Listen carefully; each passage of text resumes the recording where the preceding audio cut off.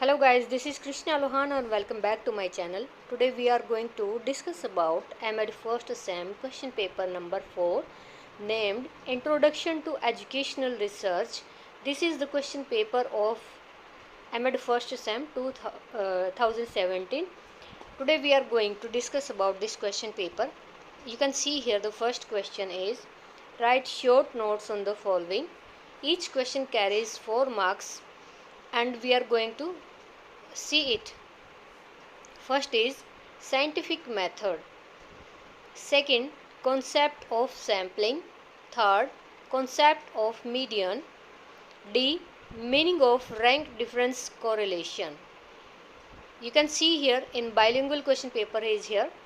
In Hindi, A part वैज्ञानिक विधि, ब न्यायदर्शिता की अवधारणा, स माध्यिका की अवधारणा एंड द कर्म अंतर सह संबंध का अर्थ। प्रत्येक क्वेश्चन जो आपका यहाँ 4-4 नंबर का है, 16 नंबर का एक क्वेश्चन है।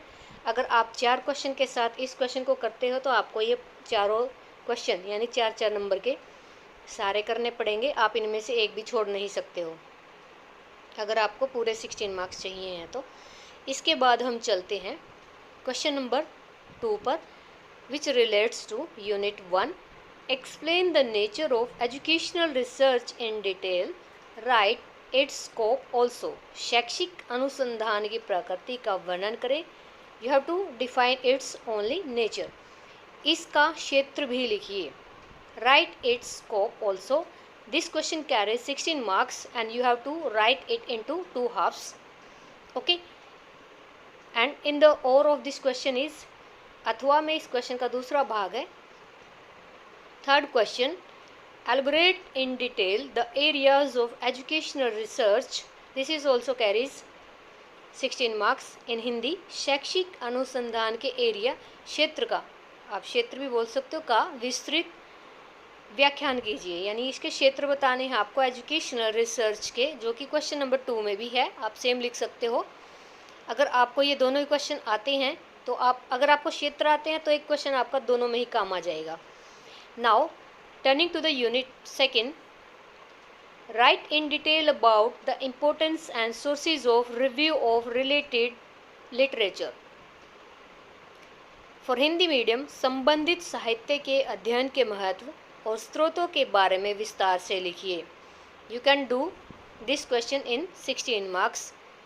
And unit 3, question number 5, this is also in the or of the question 4. Explain the concept of hypothesis, write its types and characteristics in detail. आपको ये भी क्वेश्चन 16 नंबर के हिसाब से करना है। जो भी क्वेश्चन आपको आते हैं, कहीं से भी 5 आप यहाँ पे अटैम्प्ट कर सकते हो। इसमें आपको परिकल्पना की अवधारणा क्या है, इसके प्रकार और इसकी विशेषताएं विस्तार से आपको बतानी है। फॉर हिंदी मीडियम, इस क्वेश्चन पे मैं वीडियो बना चुकी हूँ, आप वहाँ से देख के इसको लर्न कर सकते हैं। बहुत ही डिटेल्ड वीडियो है। Now turning to the unit 3, question number 6, explain the concept of mean, median and mode. Describe in detail when each of them can be computed. Means माध्य, माध्यिका और बहुलक की अवधारणा का वर्णन करें। इनमें से हर एक की गणना कब की जाती है, वर्णन कीजिए। इसमें आप बहुत सारे एग्जाम्पल दे सकते हो इस क्वेश्चन की लेंथ को बढ़ाने के लिए, और कुछ इसको आप इलिस्ट्रेट करके दिखाइएगा तो वहाँ पे मार्किंग इसमें अच्छी जाएगी। नाउ इसके और में है question number 7, explain the concept of percentile and percentile rank.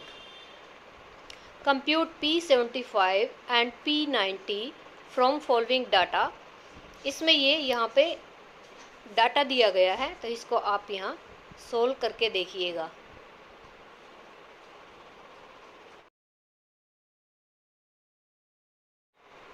Now you can do it in Hindi medium. प्रतिशतांक तथा प्रतिशतांक क्रम की अवधारणा का वर्णन कीजिए। निम्न आंकड़ों से P75 तथा P90 की गणना करें। आप इसको डाटा को देख सकते हो, इसको 16 मार्क के अकॉर्डिंग कीजिएगा। नाउ रीचिंग ऑन यूनिट 4, इकाई 4, question number 8, what do we mean by product moment correlation. Explain its assumptions and computation in detail. This question also carries 16 mark. Product movement सह संबंध से आपका क्या अभिप्राय है, इसकी अवधारणाएं तथा गणना का विस्तृत वर्णन कीजिए। इसके और में है 9th question, elaborate in detail the applications of normal probability curve, write about skewness and kurtosis also. सामान्य संभावना वक्र की अनुप्रयोग का विस्तृत व्याख्यान कीजिए। वैषम्य और ककुदता के बारे में भी लिखिए। ये क्वेश्चन भी है, आप इन दोनों में से भी कोई एक कर सकते हैं अगर आपको आता है तो। ये आपका क्वेश्चन पेपर है कंप्लीट। इन क्वेश्चंस को आप स्क्रीनशॉट ले सकते हो, you can write them and be prepare for your exam.